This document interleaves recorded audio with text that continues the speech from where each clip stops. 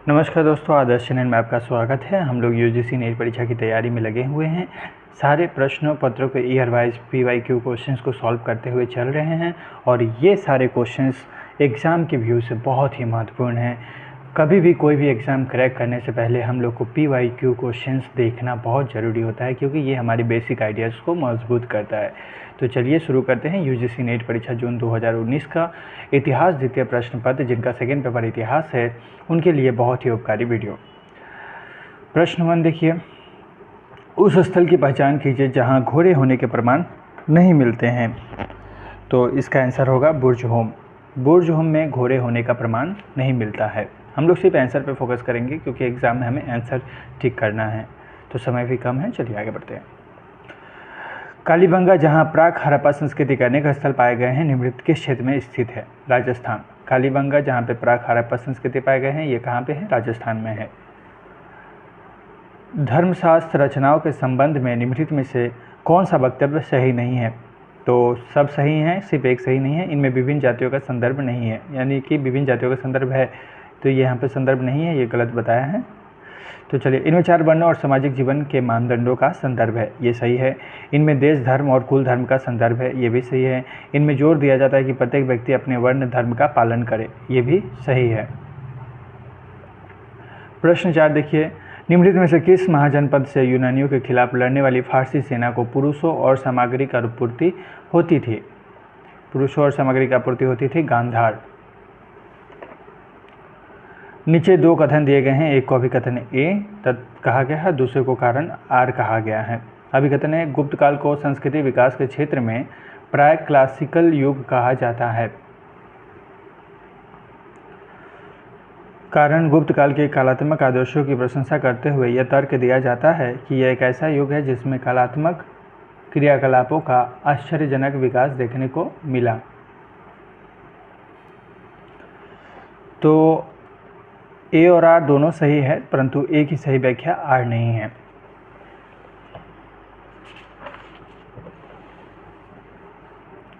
प्रश्न 6 पे आइए। नीचे 2 कथन दिए गए हैं, एक को अभिकथन ए कहा गया, दूसरे को कारण आर। ए अभिकथन assertion A and reason R. तो देखते हैं असर्शंस और रीजन दोनों सही है कि नहीं। अब इस संबंध में काफ़ी कम संदेह है कि सिंधु घाटी सभ्यता कतिपय पहलुओं द्वितीय और प्रथम सहस्त्राब्दी संस्कृतियों में मिलते हैं। कारण, सिंधु घाटी सभ्यता और वैदिक संस्कृति के बीच प्रारंभिक हैती सभ्यता का अस्तित्व को अब नहीं माना जाता है। तो बी, ए और आर दोनों सही है, परंतु ए की सही व्याख्या आर नहीं है। तो दोनों स्टेटमेंट सही हैं, ए और आर, बट एक्सप्लेनेशन सही नहीं है। प्रश्न 7 देखिए, निम्नलिखित में से कौन सा गलत है? लेखन के दैनंदिन कार्य बन जाने के बहुत दिनों बाद तक मौखिक परंपरा के प्रति मोह बना रहा। लेखन का दैनंदिन कार्य बन जाने के बाद भी मोह बना रहा, ये सही है। भर्तृहरि ने घोषणा की थी कि समझ के पास वाक रूप होता है, वाक प्रकटित जागरूकता सभी प्रकार के ज्ञान की नींव है, ये भी सही है। इस प्रकार भारतीयों ने कंठस्थ की अपेक्षा ग्रंथस्थ को वरीयता दी। कंठस्थ की अपेक्षा मतलब कंठस्थ को ही ज़्यादा महत्व दिया गया था, इसका मतलब ग्रंथस्थ को नहीं, तो ये गलत है। 9वीं शताब्दी के लातिनी व्याकरणों का विचार आदर्शक भारतीय विचारों से बिल्कुल अलग था, इसीलिए यूरोप में विद्वान व्यक्ति वह था जो लिटरेटस अर्थात पढ़ा लिखा लेटर्ड मैन होता था। प्रश्न 8 देखिए, सूची 1 को सूची 2 के साथ सम्मिलित कीजिए। काव्यदर्श दंडी, अष्टाध्यायी पाणिनि, महाभाष्य पतंजलि, तंत्रलोक अभिनव गुप्त। काव्यदर्श दंडी, अष्टाध्यायी पाणिनि, महाभाष्य पतंजलि, तंत्रलोक अभिनव गुप्त। काव्यदर्श दंडी, अष्टाध्यायी पाणिनि, महाभाष्य पतंजलि, तंत्रलोक अभिनव गुप्त।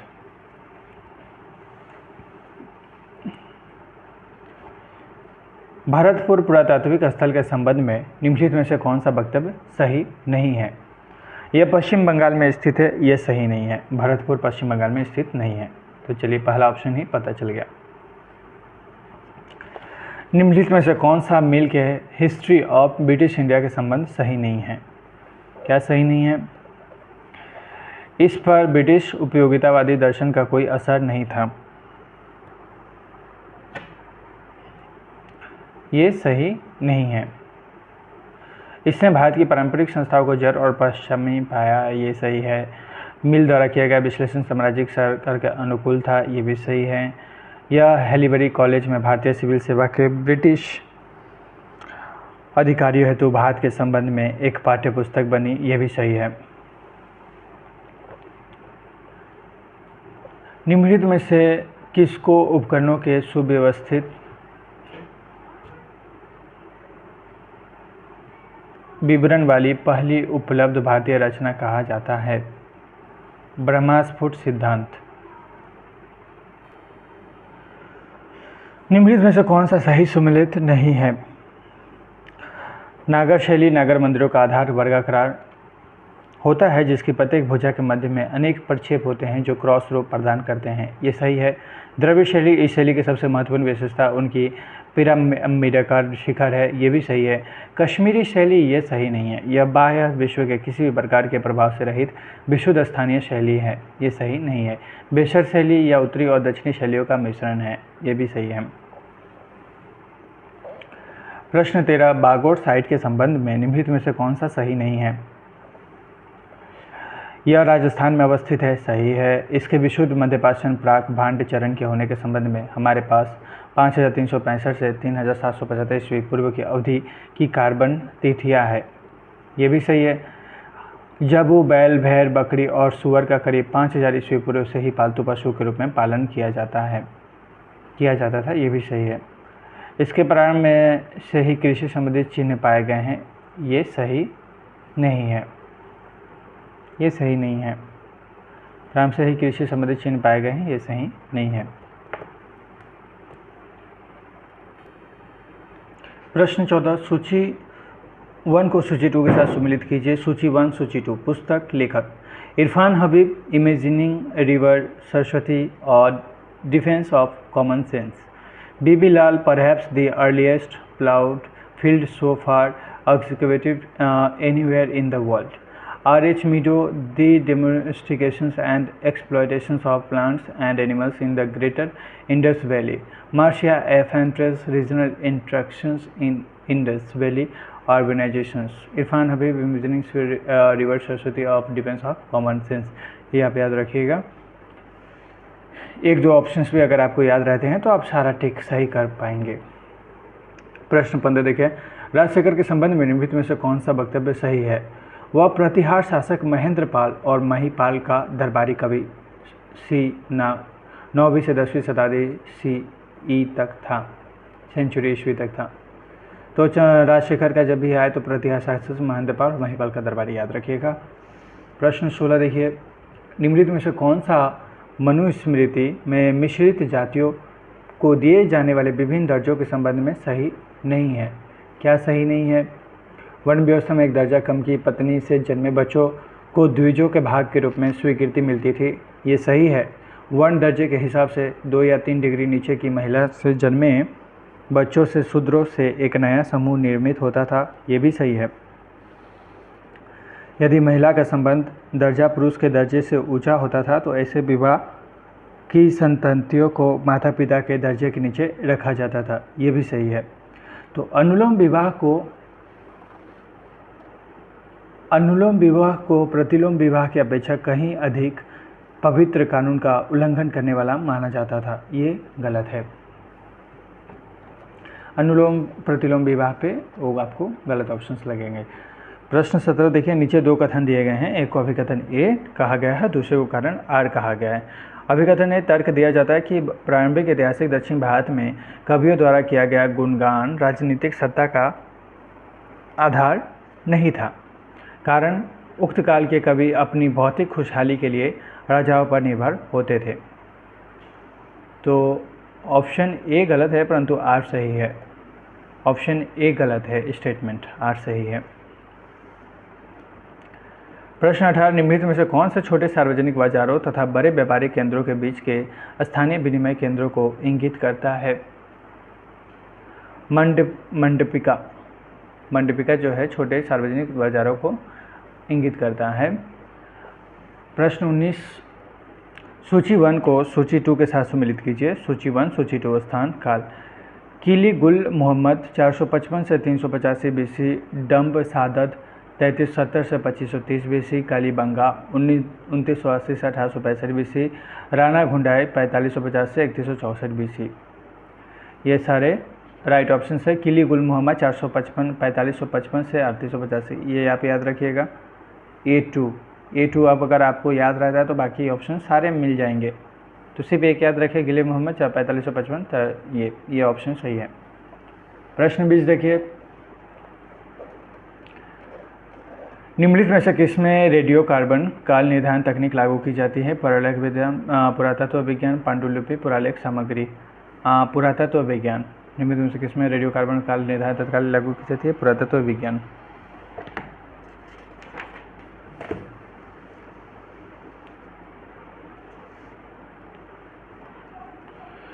यदि हम आहार से निकले लोहा की बात छोड़ दें तो भारत में प्रारंभिक लोह स्तर हेतु सभी 14 कार्बन 14C तिथियां करीब 1000 ईस्वी पूर्व था। इसमें थोड़ा पहले की आते हैं। यह मत किसका है? इरफान हबीब, बहुत अच्छे हिस्टोरियन हैं, उन्होंने अच्छी बात कही है। तो इरफान हबीब याद रखिएगा, लोहा से संबंधित स्टेटमेंट दिए थे। प्रश्न 22 देखिए,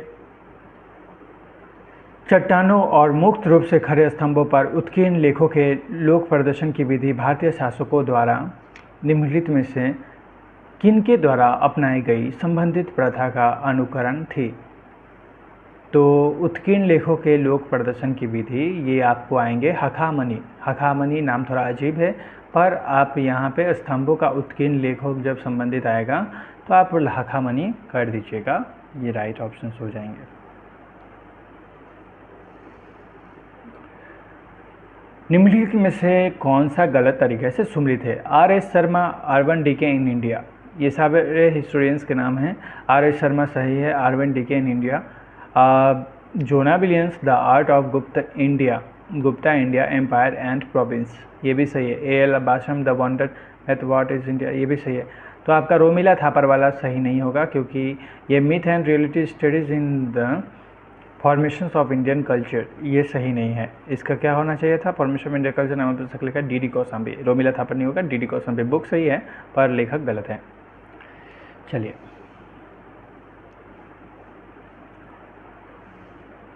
प्रश्न 24 पे आइए। सूची 1 को सूची के 2 के साथ सम्मिलित कीजिए। सूची 1, सूची 2। राज्य, भौगोलिक सीमा। अवंती मध्य भारत का मालवा क्षेत्र, गांधार आधुनिक पेशावर और रावलपिंडी जिले तथा कश्मीर घाटी। चेदी मध्य भारत में बुंदेलखंड का पूर्वी भाग। बज्जी नेपाल की पहाड़ियों तथा गंगा का उत्तरी भाग। तो इसका मतलब A1, B2 सब सही है, सीक्वेंस वाइज है। अवंती मध्य भारत, गांधार पेशावर याद रखिए, चेदी मध्य भारत याद रखिए, बज्जी नेपाल की पहाड़ी याद रखिए, बस हो जाएगा। प्रश्न 25,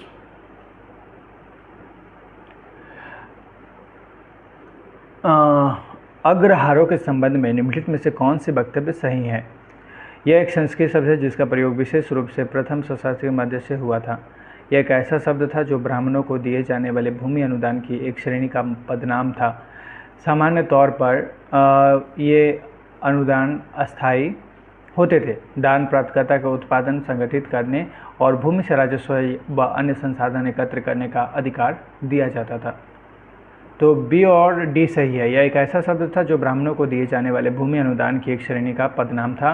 दान प्राप्तकर्ता को उत्पादन संगठित करने और भूमि में राजस्व व अन्य संसाधन एकत्र करने का अधिकार प्रदान दिया जाता था। तो B और D सही है। प्रश्न 26, संभवतः राज्यों द्वारा उनके राजनीतिक प्रभुत्व हेतु अपनाया गया सांस्कृतिक नवाचार ही था कि एक नए युग का नाम उनके नाम पर रखा गया। शेल्डन पोलॉक के अनुसार यह सांस्कृतिक नवाचार क्या था? राजनीतिक प्रयोजन हेतु संस्कृति का प्रयोग। तो क्या था? राजनीतिक प्रयोजन हेतु संस्कृति का प्रयोग।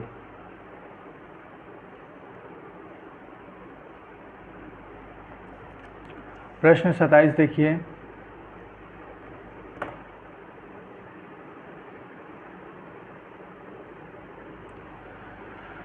नीचे 2 कथन दिए गए हैं। एक को अभिकथन A कहा गया, दूसरे को कारण R कहा गया है। अभिकथन A, ऐसा माना जाता है कि अजातशत्रु ने 493 ईस्वी पूर्व में अपने पिता की हत्या की।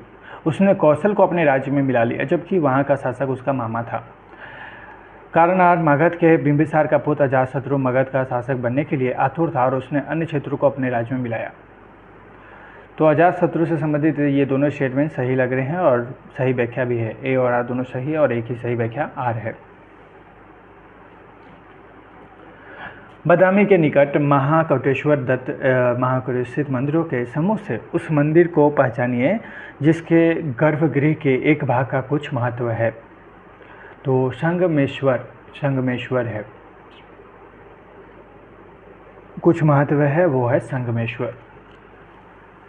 प्रश्न 29 देखिए, नीचे दो कथन दिए गए हैं, एक को अभिकथन ए कहा गया है और दूसरे को कारण आर कहा गया है। देखिए दोस्तों, ये सारे प्रश्नों का विश्लेषण करने से बहुत समय लग जाएगा, ये डीप स्टडी है, पर हमारे पास वक्त कम है। हम लोग PYQ क्वेश्चन इसलिए कर रहे हैं ताकि कोई भी क्वेश्चन इससे रिलेटेड आए तो हम लोग ऑप्शन सही करके आ पाएँ।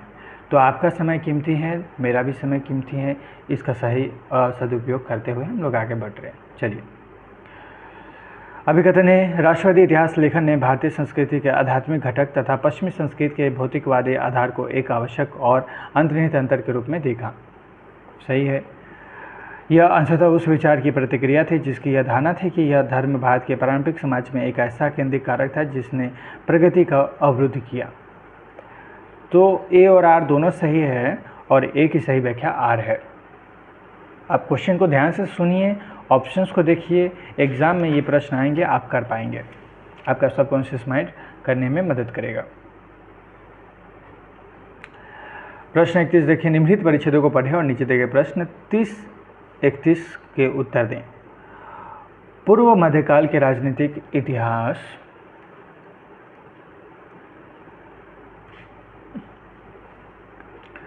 पूर्व मध्यकाल के राजनीतिक इतिहास में राज्यों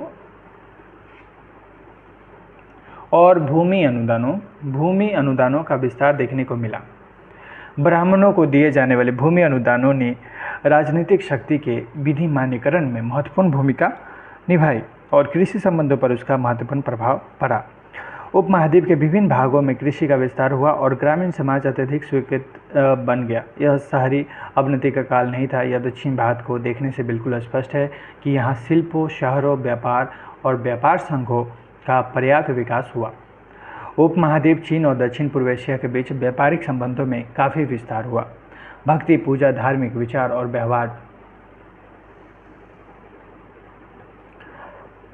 व्यवहार की प्रमुख विशेषता थी। मंदिर न केवल पवित्र स्थल थे बल्कि शहरी केंद्रों के मूल और राजनीतिक प्रतीक भी थे। उन्होंने पर्याप्त संरक्षण मिला जिसके कारण वे विभिन्न सामाजिक समूहों के क्रियाकलापों और आकांक्षाओं के केंद्र बिंदु बन गए। संस्कृति और देशी भाषाओं में अनेक पुस्तकों की रचना सहित सांस्कृतिक क्षेत्र में पर्याप्त विकास हुआ। मंदिर मूर्तिकला का विकास और परिष्करण हुआ। विभिन्न क्षेत्रों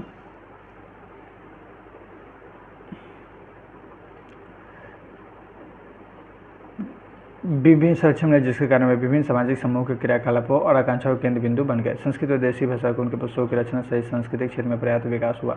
मंदिर मूर्तिकला का विकास और परिष्करण हुआ। विभिन्न क्षेत्रीय शैलियाँ स्पष्ट दिखाई पड़ने लगी। 600 से 1200 ईस्वी के दौरान राजनीतिक, सामाजिक, आर्थिक और सांस्कृतिक स्तरों पर घटनाक्रम ने विशिष्ट क्षेत्रीय संगठनों और प्रतिमानों में निश्चित रूप धारण किया। अब देखिए क्वेश्चन इससे रिलेटेड दो प्रश्न पूछे जाएंगे, 30 और 31 देखते हैं। यहाँ इंगित पूर्व मध्यकाल का प्रारंभ लगभग कब हुआ? 600 ईस्वी पूर्व, 600 ईस्वी। तो ये इंग्लिश में आप लोग सीन आंसर किए हैं, ठीक उसी प्रकार के क्वेश्चन से हिस्ट्री में भी आने लगे। देखिए UGC नेट में। तो 600 ईस्वी, ब्राह्मणों को दिए गए भूमि अनुदानों का क्या परिणाम हुआ? उन्होंने शासकों की स्थिति को सुदृढ़ किया। इससे कृषि का विकास हुआ क्योंकि प्राय अनुदान प्राप्तकर्ता को खेती के तहत नई भूमि लानी पड़ती थी। तृतीय नंबर ऑप्शंस भी सही हैं। भेदभावहीन ग्रामीण समाज का और स्तरीकरण हुआ। धार्मिक, ये तीनों ऑप्शन सही है। A1 2 3। धार्मिक संस्थाओं और व्यक्तिगत की भूमि अनुदान प्रदान करने की प्रथा की शुरुआत 600 ईस्वी से हुई, ये सही नहीं है। प्रश्न 32 अलग प्रश्न है, चलिए देखते हैं। गुरु नानक के संबंध में इनमें से कौन सा कथन सही नहीं है? तो यहाँ पे बताया गया कि इसमें से कोई भी ऑप्शन सही नहीं है। गुरु जब नानक 16 वर्ष के थे तब उनके माता पिता, ये भी सही नहीं है। आयोग ने इसका उत्तर नहीं घोषित किया, लेकिन सही उत्तर डी है। तो वह श्रीलंका गए परंतु कश्मीर जाने की तीव्र इच्छा के बावजूद वहाँ नहीं जा पाए। श्रीलंका था परंतु कश्मीर जाने की तीव्र इच्छा के बावजूद वो श्रीलंका तो चले गए पर कश्मीर नहीं जा पाए। यहाँ पे ये आंसर सही बताया जा रहा है। अगर आता है प्रश्न तो आप इसी को करिएगा, ऑप्शन डी को। 33 नंबर देखिए, निम्नलिखित में से कौन से विद्वानों ने 1579 ईस्वी में महजर का प्रारूप तैयार किया था? अबुल फजल और शेख मुबारक और अब्दुल नदी और बदायूं, शेख मुबारक और फैजी। 1569 ईस्वी में महजर का प्रारूप तैयार किया था शेख मुबारक और फैजी। निम्नलिखित में से कौन सी फारसी पुस्तक में कपास धुनने के चाय का प्रारंभिक साहित्यिक संदर्भ मिलता है? मिफ्ताह उल फुजाल काबाज लेक्सिकन, सीरत फिरोज शाही, फुतुहात फिरोज शाही। तो फारसी पुस्तक काबाज लेक्सिकन में कपास धोने का चाय का प्रारंभिक साहित्यिक संदर्भ मिलता है। शाहजहां पहला मुगल बादशाह था जिसने माही मरातिब नामक एक नए ध्वज की शुरुआत की कि इसे किसी व्यक्ति को प्रदत्त सर्वोच्च सम्मान माना जाता था। शाहजहां के पहले कौन सा भारतीय शासक इसे प्रदान किया करता था? दिल्ली के सुल्तान। तो ये मिलते थे दिल्ली के सुल्तान को। शाहजहानाबाद में साहिबाबाद बगीचे का निर्माण किसने करवाया था जिसने धनी व्यापारियों के लिए सराय के रूप में उपयोग किया जाता था? जहां आरा बेगम सराय के रूप में उपयोग किया जाता था। शाहजहानाबाद में साहिबाबाद बगीचे का निर्माण किसने करवाया था जिसे धनी व्यापारियों के लिए सराय के रूप में उपयोग किया जाता था? जहां आरा बेगम। प्रश्न 37 देखिए, उसने सड़कों पर सुरक्षा सुनिश्चित करने और यात्रियों को सुविधाएं प्रदान करने के लिए राजमार्ग पर 2 कोस की दूरी पर सरायों का निर्माण कराया। यहाँ यात्री बिस्तर और पका भोजन प्राप्त कर सकते थे। बिना पके भोजन की आपूर्ति की भी व्यवस्था थी। उसने ऐसी लगभग 1700 सरायों का निर्माण कराया था। यह शासक कौन थे? अगर आपको नदी सराय ऐसी बात आए और पेड़ पौधों की बात आए तो इसमें शेरशाह का नाम आता है। आज भी बिहार में शेरशाह का बना रोड बहुत फेमस है। चलिए, शेरशाह हो गया। भारत में से किस उत्पाद की शुरुआत पुर्तगालियों द्वारा नहीं की गई थी? पुर्तगाली आए थे तो बहुत कुछ नई चीज़ लेके आए थे, तंबाकू, काजू, अनानास, ये सब आए थे, लेकिन पान की शुरुआत पुर्तगालियों ने नहीं की थी। आज भी पुर्तगालियों के बहुत सारे छाप आप गोवा में देखने को मिलते हैं। नियमित कथन को पढ़कर नीचे दिए गए विकल्पों से सही उत्तर का चयन करें। समाजशास्त्रियों ने यह बताया कि जातियां भी सांस्कृतिकरण के रूप में के अंतर्गत अपने व्यवसायों के साथ साथ अपने दर्जे में कैसे परिवर्तन करती है? सांस्कृतिकरण के सिद्धांत का प्रतिपादन किसने किया था? M N. Srinivas, Karl Marx, Romila Thapar, Max Weber, ये सब किए थे एम.एन. श्रीनिवास। अलाउद्दीन की कृषि व्यवस्था में गियासुद्दीन तुगलक द्वारा अनेक परिवर्तन किए गए। इस संदर्भ में निम्नलिखित में से कौन सा सही नहीं है? उसने किसानों का बोझ कम करने के लिए हुक्म मसाहत माप के स्थान पर हुक्म हासिल फसल बटाई को अपनाया।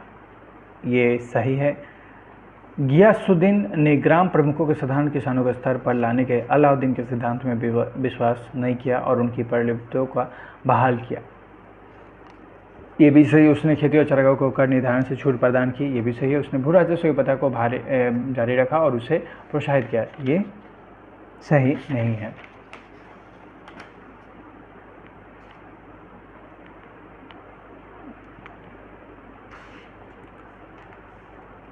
Option D is not correct option, मतलब करेक्ट ऑप्शन पर स्टेटमेंट सही नहीं है। चलिए, प्रश्न 41 देखिए, निम्नलिखित में से कौन सा राजस्व अनुदान धार्मिक बुद्धिजीवियों को नहीं दिया जाता था? आमलक, इद्दार, इनाम, औकाफ।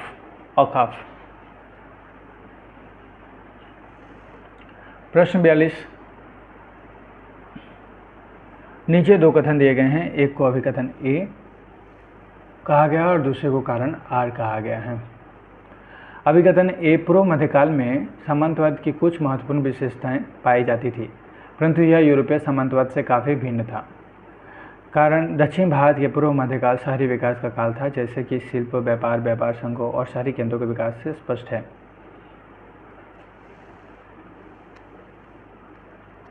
ए और आर दोनों सही है, परंतु ए की सही व्याख्या आर नहीं है। प्रश्न 43 देखिए, सूची 1 को सूची 2 के साथ सम्मिलित कीजिए। सूची 1, सूची 2। चचनामा A4 सिंध, रिया चचनामा सिंध याद रखिएगा। 4 देखिए, 2 ऑप्शन है और एक क्लियर करते हैं, 3 होने से हो जाएगा। रियाल उस्सनतन बंगाल, मीरात अहमदी गुजरात, मीरात जहाँ पे आएगा गुजरात, नुस्खा दिलकुशा दक्कन। तो इस प्रकार से 2 ऑप्शन आपका अगर सही हो जाता है तो आप करेक्ट करके चले आएंगे। प्रश्न 44, सूफीवाद तब सर्वस्वत बनना शुरू हुआ जब इस अल अरबी 1240 में मृत्यु के विचार सबसे पहले जलालुद्दीन रूमी 1260 से 73 और अब्दुल रहमान जोनी 1414 से 92 के फारसी काव्य, और उसके बाद अशरफ जहांगीर सिमोनोनी 15वीं शताब्दी के प्रारंभ के बाद के भीतर प्रयासों को अपना प्रभाव डालने लगे। इसी समय शंकराचार्य के वेदांत विचारधारा के सर्वस्वत का प्रभाव ब्राह्मणवादी विचारों के भीतर लगातार बढ़ रहा था।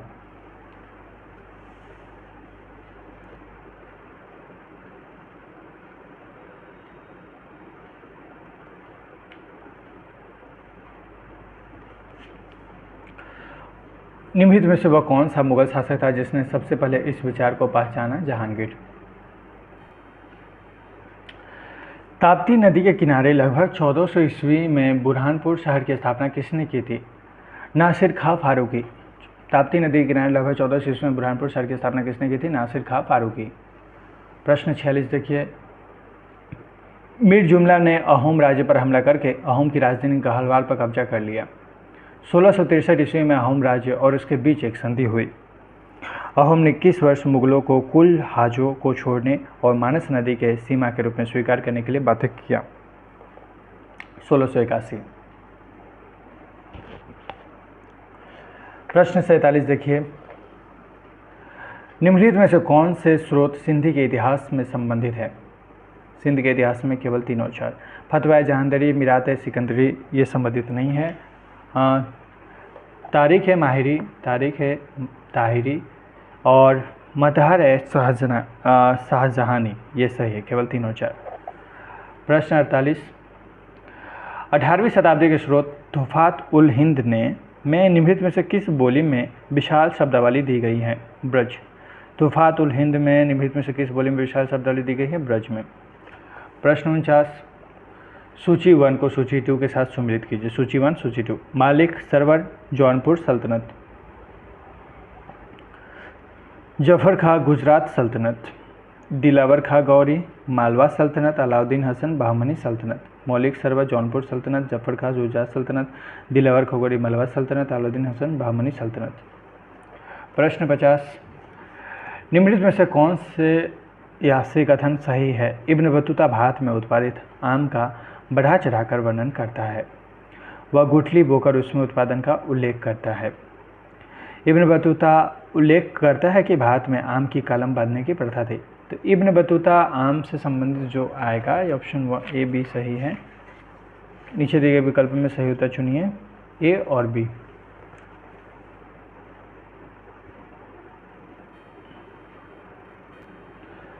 अट्ठाईस मिनट हो गए हैं और हम लोगों ने 50 क्वेश्चन पूरे कर लिए। ये बहुत अच्छी बात है कि हम लोग मिनट में 2 क्वेश्चन के एवरेज के साथ चल रहे हैं। चलिए, 1 मिनट में अगर आपके 2 महत्वपूर्ण प्रश्न हो जा रहे हैं तो आपका समय कितना सटीक जगह पे यूज़ हो रहा है। शुभकामनाओं के साथ चलिए आगे बढ़ते हैं। अलाउद्दीन खिलजी की मौत के बाद उसकी मूल्य नियंत्रण व्यवस्था ध्वस्त हो गई और कुतुबुद्दीन मुबारक खिलजी के शासनकाल में कीमतों में तेज़ी से बढ़ोतरी हुई। निम्नलिखित में से कौन सा इतिहासकार यात्री मुबारक खिलजी के शासनकाल के दौरान बढ़ती कीमतों के बारे में उल्लेख करता है? ये हैं शेख मुबारक। निम्नलिखित में से कौन सा कथन सही है? पूर्व मध्यकालीन भारत में सांप्रदायिक धार्मिक समूहों का विकास हुआ। इनमें से भक्ति पूजा पर बल देने वाले सिद्धांतवादी संप्रदाय लोकप्रिय हुए।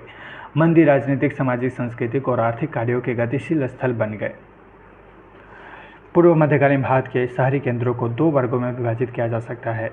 इनमें से एक को प्रशासनिक शहर और दूसरे को वाणिज्यिक शहर कहा जा सकता है। चौथा है, चूंकि मंदिरों में विभिन्न सामाजिक समूहों को आकृष्ट किया, इस प्रकार उन्होंने अपवर्जन के पक्षधरों को विरोध किया। तो 1, 2 और 4 सही है, 3 सही नहीं है। प्रश्न 53 देखिए, ये सारे एक्सप्लेनेशन थोड़ा बड़े हैं, एक एक प्रश्न को बताने में 2-3 मिनट का समय लग जाएगा और उतना हमारे पास समय नहीं है। हमको ये बुक कंप्लीट करना है, जो सारे प्रश्न इंपॉर्टेंट है, तो आप ऑप्शंस पे बहुत फोकस करिए। चलिए, भारत और उज्बेकिस्तान के 2 बादशाहों के नाम बताइए जो हिंदूकुश या हिंदूकुश के दोनों संप्रदायों की सीमा तय करने पर सहमत हुए। अकबर और अब्दुल्ला खां उज़्बेक। अकबर और अब्दुल्ला खां उज़्बेक, ये सही है। सिखों द्वारा मुक्त रसोई लंगर की अवधारणा कहाँ से अपनाई गई थी? मुक्त रसोई लंगर की अवधारणा कहाँ से अपनाई गई थी? सूफी दरगाहों से।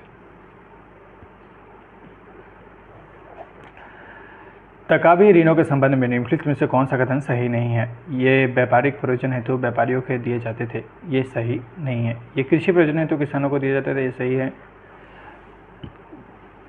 ये चौधरियों और मुकद्दरों के माध्यम से दिए जाते थे जो अलग अलग किसानों को वितरण करते थे, ये भी सही है। चौधरी और मुकद्दम उनकी अदायगी के लिए गारंटी नहीं देते थे, ये सही नहीं है। तो व्यापारी और अदायगी ये सही नहीं है, 2 और 4। कश्मीर में ऋषि सिलसिला का संस्थापक कौन था? शेख नूरुद्दीन। कश्मीर में जो ऋषि सिलसिला हुआ था वो शेख नूरुद्दीन थे। प्रश्न 57, निम्नलिखित में से कौन सा कथन सही नहीं है? बलुदार से यह अपेक्षा की जाती है कि प्रारूप जरूरत पड़ने पर वे अपनी क्षमता के अनुसार ग्रामीणों की सेवा करें। उनका पारिश्रमिक हमेशा वस्तु के रूप में दिया जाता था, ये सही नहीं है। उनका पारिश्रमिक हमेशा वस्तु के रूप में दिया जाता था, ये सही नहीं है। वे गांव के मंदिरों के चढ़ावे का निश्चित हिस्सा और विशेष अवसरों पर कुछ अन्य परिलिप्तियाँ के पात्र थे, ये सही है। राजशाही बलुदारों की सेवा का अधिकार और विभिन्न पारिश्रमिक प्राप्त करने का अधिकार को उस मिरास या वतन के रूप में मान्यता प्रदान की गई थी, ये सही नहीं है। प्रश्न 58, फ्रांसीसी यात्री जॉन बैप्टिस्ट टेबर्नियर ने गोलकोंडा के राजधानी नगर को क्या नाम दिया था? भागनगर। क्या नाम दिया था? भागनगर। टेबर्नियर ने 17वीं सदी में भारत की यात्रा करने वाले एक फ्रांसीसी यात्री तथा मनी व्यापारी थे, वो भागनगर नाम दिए थे। प्रश्न 59 देखिए, मंगोल खां तरमाशरीन ने निम्नलिखित में से किस तुगलक शासक के शासनकाल में भारत पर आक्रमण किया था? मोहम्मद बिन तुगलक। मोहम्मद बिन तुगलक था। निम्न में से कौन से कर मुक्त व्यापार सुविधाएं प्रदान करने और करों की कमी किए जाने की श्रेणी में आते हैं? साइरदाम, मुकात, मापास, राहदारी। साइरदाम, मापा, राहदारी, ए, सी और डी।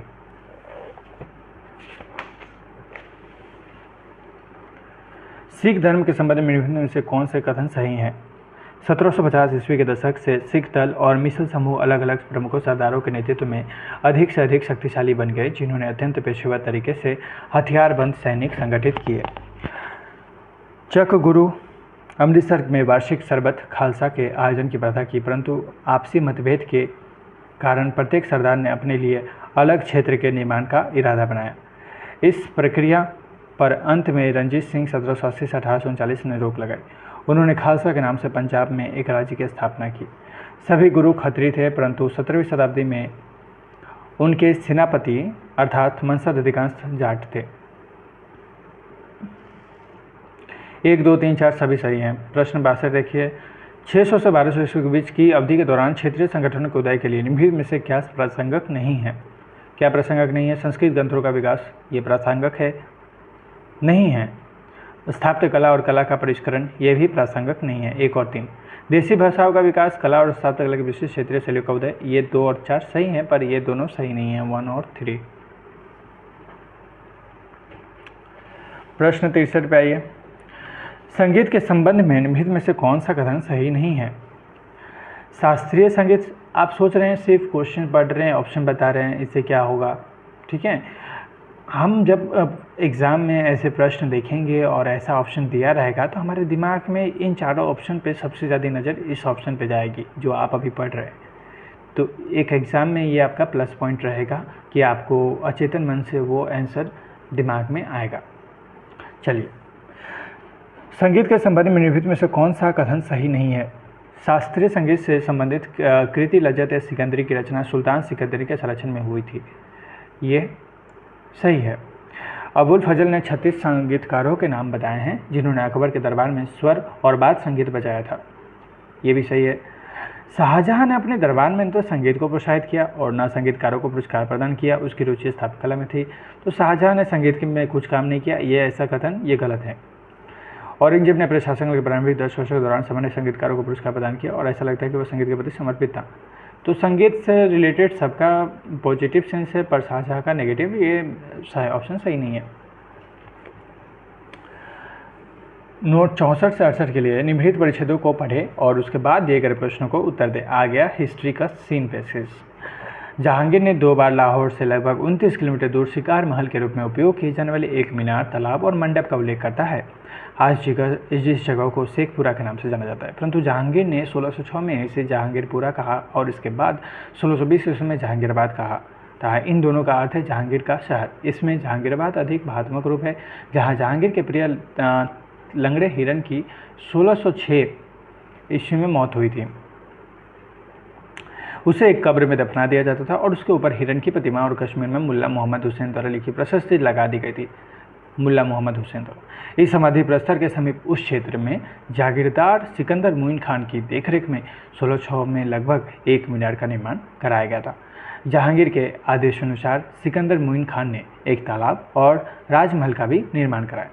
जब निर्माण कार्य प्रगति पर था तो उस समय मुइन की मौत हो गई। इसके बावजूद परिसर का निर्माण कार्य 1620 में ठीक प्रकार से पूरा हो गया। बाद के चरणों का निर्माण कार्य इरादत खां की देखरेख में पूरा हुआ। इसके निर्माण पर इतना अधिक व्यय हुआ था कि बादशाह ने अपने संस्मरणों में इस राशि का उल्लेख किया है। जहांगीर ने इस स्थलों को एक शाही शिकार स्थल माना था, यद्यपि उसके उत्तराधिकारियों ने इस जगह को अपर्याप्त पाया और 1634 में उसके मंडप के पुनर्निर्माण पर काफ़ी ध्यान व्यय किया गया। निम्न में से किस शहर में अकबर के शासनकाल में निर्मित नीम सराय मीनार स्थित है? एक पैसेज के जरिए आपको उस सीन में डाला गया और उससे रिलेटेड प्रश्न आपके दिमाग में पूछा जा रहा है। तो चलिए, अच्छा इंटरेस्टिंग प्रश्न है, किस शहर में अकबर के शासनकाल में निर्मित नीम सराय मीनार स्थित है? तो ऑप्शन आपका मालदा होगा। जहांगीर ने अपनी किस पुस्तक में मीनार, तालाब और मंडप का 2 बार उल्लेख किया है? तुजुक ए जहांगीरी। तो ये क्या है? तुजुक ए जहांगीरी। इनमें से किसे शेखू बाबा भी कहा जाता था? बादशाह जहांगीर को। जहांगीरपुरा और जहांगीराबाद दोनों नामों का एक ही अर्थ था, जहांगीर का शहर है। पूरा शब्द किस भाषा से लिया गया है? संस्कृत से लिया गया है।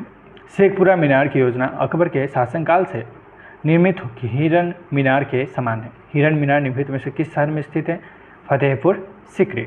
हिरन मीनार कहाँ है? फतेहपुर सिकरी में। प्रश्न 69 देखिए, ब्रिटेन ने भारत पर शासन करने का अधिकार कैसे हासिल किया? निम्नलिखित वक्तव्य पर विचार करें और सही कोट चुनें। 1757 से 1857 के दौरान मुगल साम्राज्य का विघटन और मराठा, सिख और अन्य क्षेत्रीय संप्रभुओं द्वारा अर्पण और उनकी विजय, ब्रिटिश संवैधानिक विधि और यूरोप में प्रतिपादित लॉ ऑफ नेशंस के अधीन भारत में संप्रभुता में ब्रिटिश संसद का प्राधिकार और सभी सभ्य राष्ट्रों की मान्यता शामिल थी। चार्टर प्रदान किए जाने से ईस्ट इंडिया कंपनी को संप्रभुता का दर्जा मिला और पेरिस और वर्सेल्स की संधियों और कांग्रेस ऑफ वियना ने इस दर्जे की अंतर्राष्ट्रीय मान्यता संप्रेषित की। तो ये तीनों सही हैं। 1857 के विद्रोह के दमन के बाद मुगल शासन ने ब्रिटेन को संप्रभुता हस्तांतरित की, ये सही नहीं है। तो ये ऑप्शन 1, 2, 3 सही है। प्रश्न 70 में आइए, भारत में अंग्रेजों की स्थिति में तब सुधार हुआ जब 1632 में ईस्वी में उन्हें गोल्डन फरमान दिया गया। यह फरमान उन्हें किसने दिया? गोलकुंडा का सुल्तान। गोल्डन फरमान कौन दिया? गोलकुंडा का सुल्तान।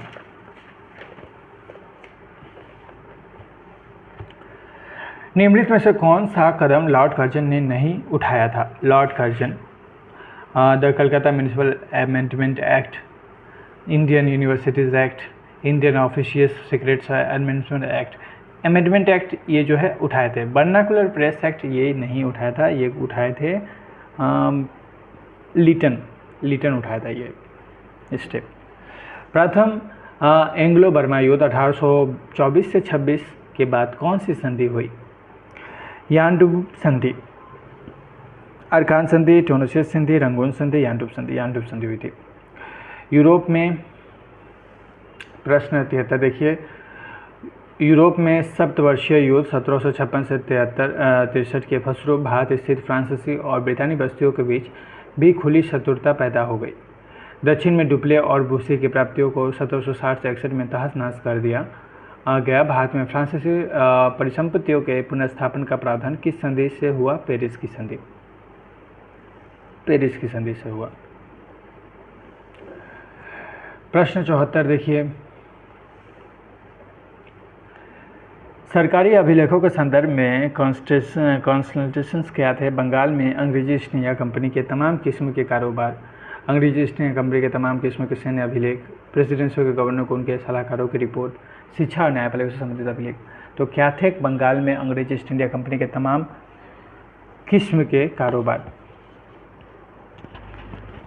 प्रश्न 75 देखिए, निम्नलिखित में से किस आंदोलन के दौरान सत्याग्रह, बहिष्कार और जन विरोध के कई अन्य कारगर तौर तरीकों का विकास और प्रयोग हुआ? बंग भंग विरोधी आंदोलन। कारगर तौर पर तरीकों का विकास और प्रयोग हुआ बंग भंग विरोधी आंदोलन। प्रश्न 76, 1946 to 47 के दौरान हैदराबाद का निजाम कौन था? मीर उस्मान अली। हैदराबाद का निजाम कौन था? नजमुद्दौला, कासिम रिजवी, मीर विलायत अली। मीर उस्मान अली जो थे उन वहाँ के निजाम थे। प्रश्न 77 देखिए, सार्वजनिक मंचों पर प्रदर्शनी कार्यक्रमों पर कड़ा राजकीय नियंत्रण लगाने वाले द डेमोक्रेटिक परफॉर्मेंस एक्ट को किस वर्ष में पारित किया गया था? 1896। 1896।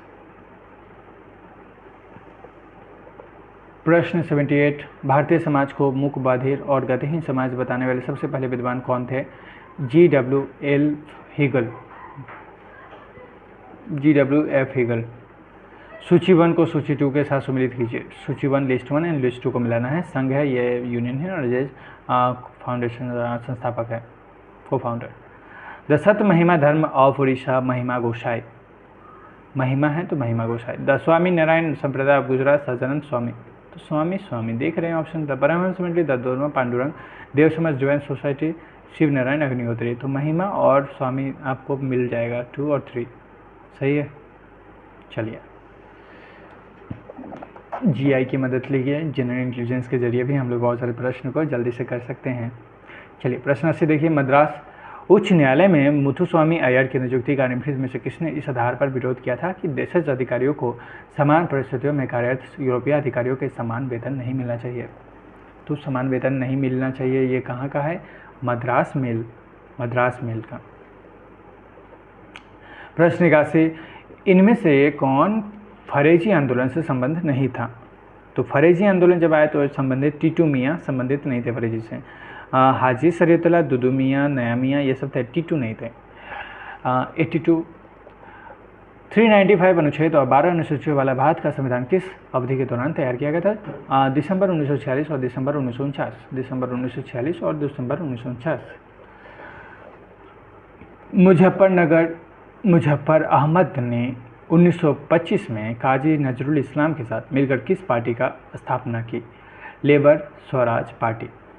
अच्छी पार्टी थी। मोहम्मद अहमद और नजरुल इस्लाम के कॉम्बिनेशन से बनी ये पार्टी थी। 84 देखिए, निम्नलिखित में से किन क्षेत्रों में 19वीं सदी में व्यवस्थित रूप से राजकीय पहल दिखाई देती है? मानचित्र और सर्वेश, वनस्पति विज्ञान, भूविज्ञान, चिकित्सा। राजकीय पहल दिखाई देती है मानचित्र और सर्वे, वनस्पति विज्ञान, भूविज्ञान, चिकित्सा। ये प्रश्न जो मैं बता रहा हूँ, आपके पास अगर ये बुक रहे और आपको दोबारा इसको वीडियो देखने के बाद इसको पढ़ें तो सारी चीज़ें एकदम दिमाग में खुल सी जाएगी और आपको लगेगा कि ये सारे प्रश्न कितने ईजी हैं। गांधी जी ने किस वर्ष साबरमती आश्रम अहमदाबाद छोड़ा और स्वराज प्राप्ति के बाद ही लौटने का व्रत लिया? 1930 में। 1930। इस बहस का अभी अंत नहीं हुआ कि ब्रिटिश शासन के अधीन भारतीय अर्थव्यवस्था का अभिलक्षण विकास या गतिरोध था कि उत्तरोत्तर गरीबी बढ़ी थी। इस बहस के अनिर्णित चरित्र का क्या प्रमुख कारण है? संबंधित गुणात्मक आंकड़े अपर्याप्त हैं। संबंधित गुणात्मक आंकड़े अपर्याप्त हैं। फ्रांसिस कैरो ने भारत में पहली फ्रांसिस फैक्ट्री की स्थापना कब की? 1667 ईस्वी में। निम्न में से किसने मॉन्टेग्यू चेम्सफोर्ड अधिनियम के प्रावधानों को लागू कराने के लिए अंग्रेजों का साथ दिया और उनके प्रति निष्ठा की घोषणा की? 1930 के दशक के उत्तरार्ध में इसका कांग्रेस में विलय हो गया, जिससे राष्ट्रीय आंदोलन का आधार व्यापक हुआ। ये थे गैर ब्राह्मण संघ। प्रश्न 89 और 11 प्रश्न 12 प्रश्न बचे हैं, उसी के साथ ये समापन हो जाएगा। इनमें से किसने यह लिखा कि कांग्रेस का जन्म एक षड्यंत्र के तहत हुआ था, जिसका उद्देश्य था भारत में एक लोकप्रिय जन उभार को पहले से रोकना, और पूंजीवादी नेता इसमें शामिल थे? आर.पी. दत्त लिखे थे। रजनी पामदत्त। प्रश्न 90, किस व्यवस्था अथवा बंदोबस्त के अधीन भारतीय राज्य विदेश और रक्षा मामलों के अपने अधिकार खो बैठे? सहायक संधि प्रणाली। प्रश्न 91, निम्नलिखित में से कौन सा युग्म सही रूप से सुमिलित नहीं है? विमेंस इंडिया एसोसिएशन तिया, ये सुमिलित नहीं है। भारत स्त्री महामंडल, सरला देवी चौधरानी सही है। 10 national council of women, lady मैरीवन टाटा, ये भी सही है। ऑल इंडिया विमेंस, तो ये 3 ऑप्शन याद रखने के बजाय आप विमेंस इंडिया एसोसिएशन तिया याद रखिएगा, ये सही नहीं है। गवर्नर जनरल को the servant of the emperor घोषित करने वाले वाक्यांश का शासकीय मुहर से कब विलोप किया गया? 1813 के चार्टर एक्ट के बाद। The servant of the emperor 1813 का चार्टर एक्ट याद रखिएगा। प्रश्न 93, सूची 1 लिस्ट 1 को लिस्ट 2 से सुमिलित कीजिए। ये है राइटर, ये है बुक, तो लेखक और पुस्तक को मिलाइए। Vera Anstey economy and development of India, economy Vera Vera Anstey. B.A. Bhatia, famines in India, Bhatia. D.H. Buchanan, the development of capitalist, Buchanan capitalist. D.R. Gadgil, industrial evolutions India, तो गाडगिल जो है एवोल्यूशंस इंडियन, तो 1 2 3 4 ये सारे एक सीक्वेंस वाइज सही mail हैं। प्रश्न 94, निम्नलिखित भारत के इतिहास में मैसूर को उसके पुराने शासक परिवार को वापस सौंप जाना एक अद्वितीय घटना थी। इसे किसने अंजाम दिया? Marxist of Ripon. निम्नलिखित में से किस स्थान से सुभाष चंद्र बोस ने दिल्ली चलो का अपना प्रसिद्ध आह्वान किया था? ये बहुत अच्छी प्रश्न है। अगर भारत में रह के तो दिल्ली चलो के बात कर भी सकते थे, पर ये बात ये विदेश में कहे थे, दिल्ली चलो, सिंगापुर में।